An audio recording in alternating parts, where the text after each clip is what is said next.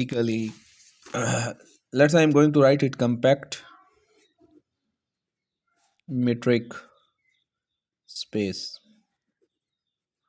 Yes, this is the concept that are we going that is going to discuss about it. A subset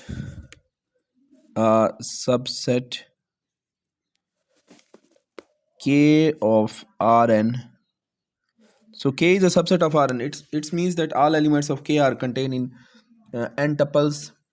So Rn is a metric space and K is also the subset of Rn. Is said to be compact. Is said to be compact if what happen if what to do that what is how it is compact. It should satisfy two properties. So that is basically it should satisfy two properties. The K should be close interval. K is close,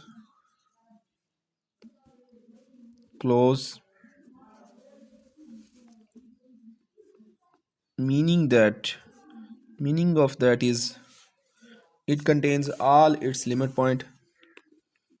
It contains all its limit points, and also second property is that K is bounded. K is bounded. It means that all endpoint are included. The finite interval is actually bounded interval. For example, we have to check that it metric space is compact or not. If we want to check metric space is compact, we have a set K which is a subset of real line, and if K that set K is closed interval and it is finite interval, then it is basically compact. So let's check it that it is compact or not. So we have an interval a comma b.